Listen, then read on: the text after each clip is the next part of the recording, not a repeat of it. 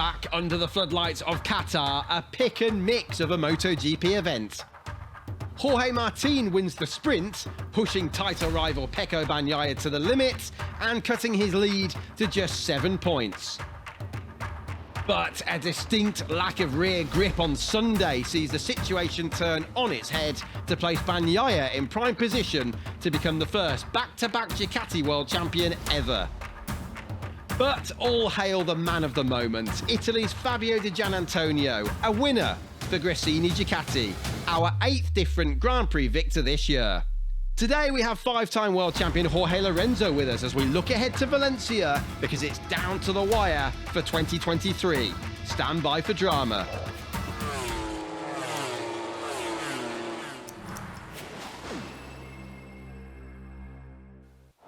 Right, before we bring in Jorge and of course the one and only Nick Harris, we've got another special guest with a somewhat special message for us as well.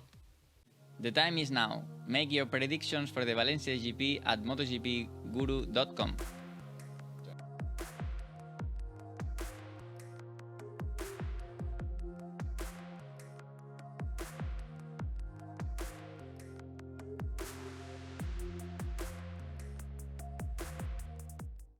So this is it then. 26-year-old Pecco Bagnaia from Italy, 25-year-old Jorge Martin from Spain. And the basic maths is, if Pecco scores 4 points or more than Jorge in the sprint in Valencia on Saturday, it's over. So if Pecco wins the sprint and Martin is off the podium, we do have back-to-back titles for Pecco Bagnaia. Nick, personally, I have to say, I think this is going to go on to Sunday. I hope it does, and I think it will.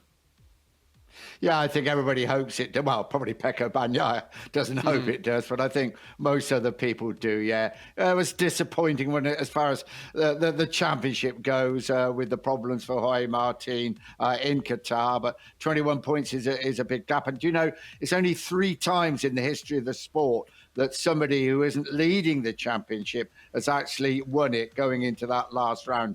One of those was Jorge Lorenzo, 2015. Jorge Lorenzo had a 7-point deficit behind Valentino Rossi. Remember, Rossi had to start from the back of the grid. Jorge won the race, pulled back that deficit, and was crowned world champion.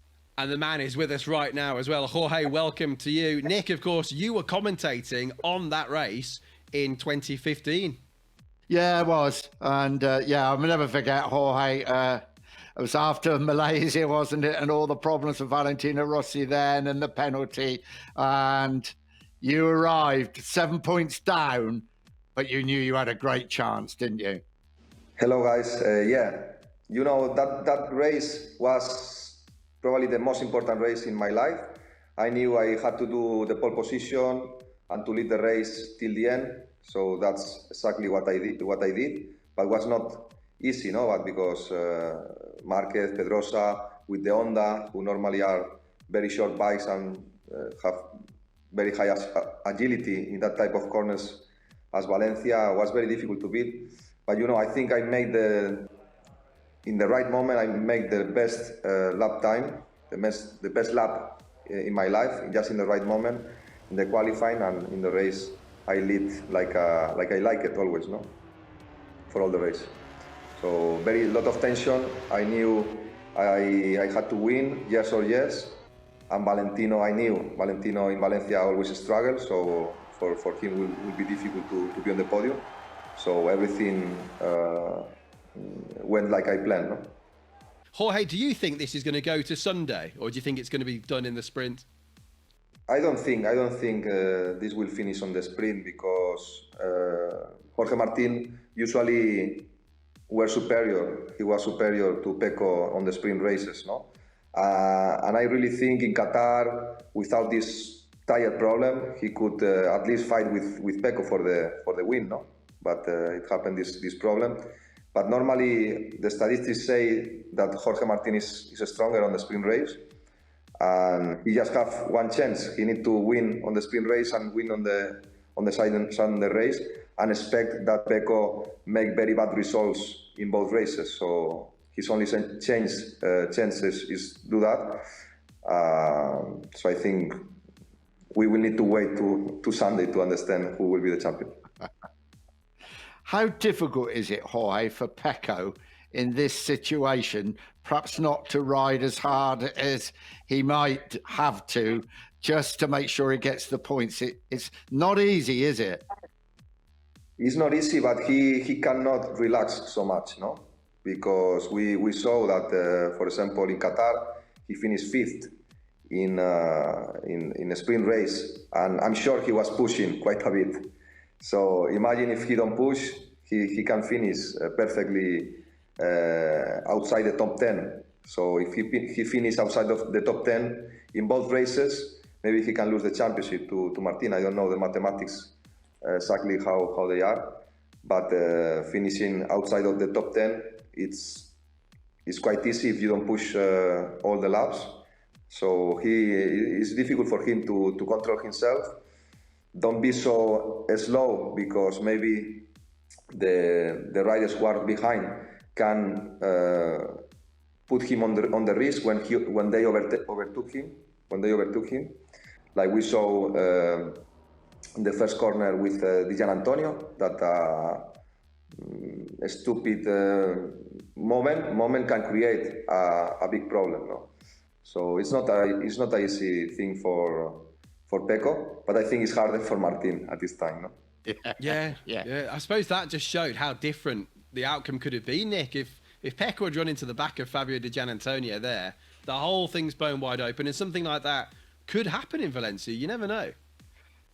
Yeah, this is MotoGP, and anything can happen in a split second, can't it? And you can be dreaming of that World Championship celebration, dreaming of being the world champion. Jorge Martin the first time, or Pecco the second time in MotoGP, and it can disappear like that, can't it? And you have to be so careful.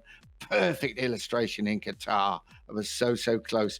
Oh, that would have been a different race going into Valencia then, wouldn't it? If what had happened, if they'd have both gone down.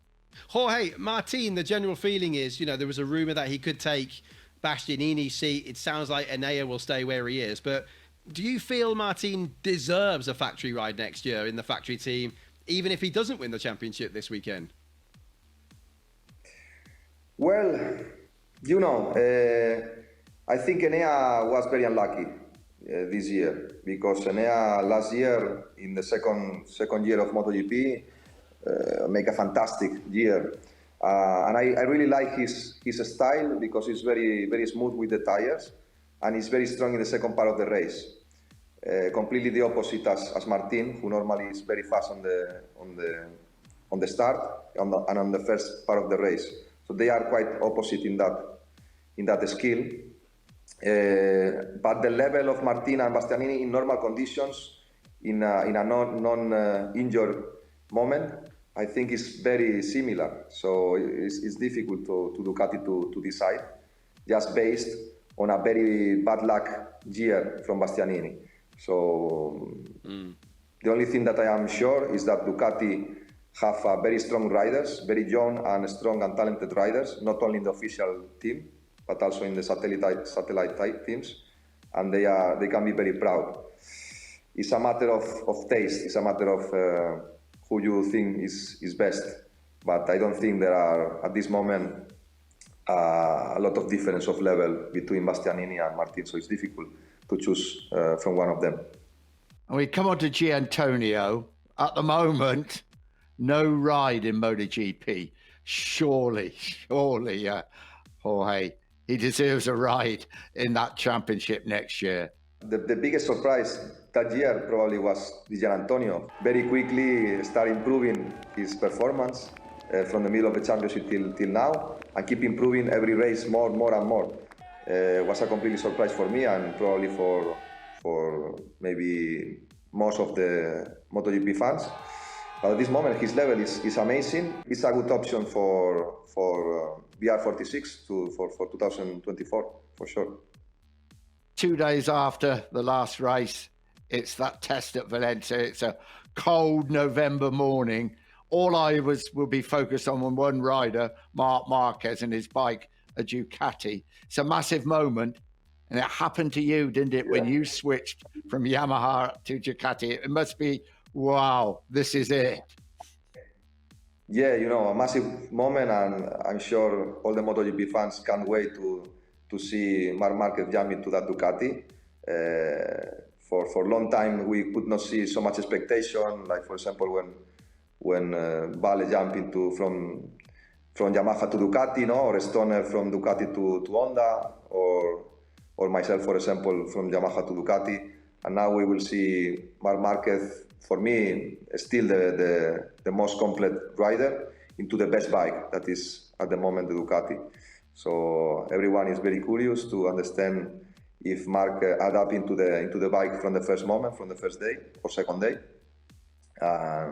Honestly, I also cannot wait to understand and to see the first images and the first pictures of Marquez leaning into some corner with that bike.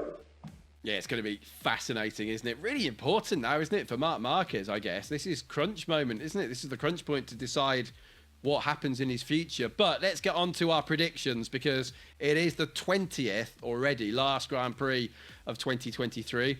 A friend of mine by the name of Arnold is doing quite well. He's got more than 1,000 points, but I'm not going to talk about him. Let's have a look at my predictions for this Grand Prix of Valencia. Right. Honda have won 10 times in Valencia, but I can't see that changing. I can see Ducati taking a 5th win, though. I'm going to go for Martin on the pole. Let's go for Marini in the sprint, shake it up a bit. Alex Marquez for the race, while the title contenders battle with each other. And I'll go for Quartararo for that charge through, Nick, because he did have a pretty decent charge in Qatar, didn't he, just a few days ago. For the championship, I've got to go for Pecco. I think with the advantage he has now, we've seen some turnarounds before, as Nick's already said, but it would be great for it to be Martin with a non-factory team, and I'm going to go for Pecco. He would be the first Ducati rider ever to successfully defend the title. Yeah, I've gone boring. I've decided that come on, this is how you pick up points, by being boring, isn't it? And so Martin for pole, Martin for sprint, Martin for the race, because as Jorge said, he's got to do that. He's got to do it if he's got any chance at all. And Giannantonio, I've gone because perhaps he won't qualify quite as well as he has done, and he'll come through the field. Although I think Quartararo is a good bet as well, but I've gone for the Italian. And of course, the big one, who's going to win the MotoGP World Championship, Mr. Harris? Well, you've got to go for Pecco Bagnaia, haven't you? I really do hope it goes down to the wire. And after the sprint race, that 21 points has been cut back. But you've got to go for Pecco Bagnaia. Okay, Jorge, 5-time world champion, but 3 of those, of course, in MotoGP in 2010, 12, and as we've already discussed, 15. Predictions for the weekend, first of all. What do you reckon? Well, I will be as boring as Nick this time. So I will go to Martin for the pole position sprint and the Sunday race. I think he, as Nick said, he just need to do that, and he I hope he will. For the comeback, I would say Viñales, who I saw him very, very good in shape in the Qatar race. And for the title, you have to go with Bagnaia. I think he will not be unlucky, because also you need to take care of about that. And he will get enough points to be world champion. If Jorge Martin does win this, Jorge, it's going to be an amazing turnaround, but it's going to be difficult now, let's be honest. It's not going to be easy, is it? It's complicated, no? Bagnaia needs to have some problems on the bike, needs to get crushed by another rider. He must break the engine, because he really needs very little points to secure this championship. It's very complicated. And he's not sure that Martin will win both races, so also it's complicated that this happens. Lot of things need to happen to Bagnaia to lose the championship. It's not over. It's not over. At least Jorge Martin's got a clear mind. He knows what he's got to do. He's got to take pole. He's got to win both races to get my predictions right to start with, but also to push Pecco Bagnaia hard for the championship. At least he knows what he's got to do. There's no mathematics for him to work out. Pecco Bagnaia will be more complicated. Pit boards and workings out will be very, very important. Can I just say, by the way, if I'd done those predictions you've done earlier this season, you would have absolutely slated me for that, saying how boring it was. Look what that, he's done that again. He's gone for the same. It's too easy. You're trying to do my accent there. Yeah, this is Nick Harris. Anyway, you know what time it is. Give us some commentary for the last few corners, please.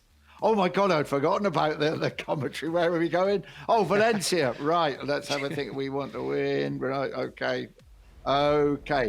So the last lap of the 2023 World Championship. They come into that long left-hander that brings him into the start and finish straight. Jorge Martin leads the way. He's got a comfortable lead. Crosses the line now to win the race. Where is Pecco Bagnaia? Here he is. He's in 9th place, but that is enough. Pecco Bagnaia is the 2023 MotoGP World Champion.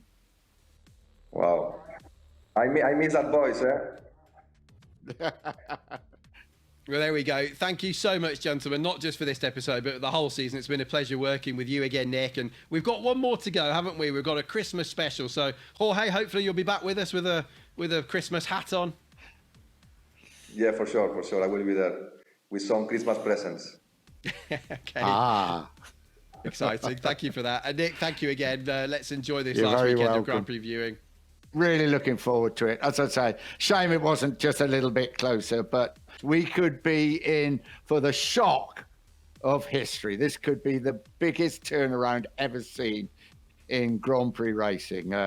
Let's wait and see. Well, no more for me to say on top of that, except enjoy the Grand Prix of Valencia, everybody. Let's see what happens, and we'll be back for the Christmas special of MotoGP Guru. Enjoy this last Grand Prix. Is it Team Pecco or Team Martin? We are about to find out.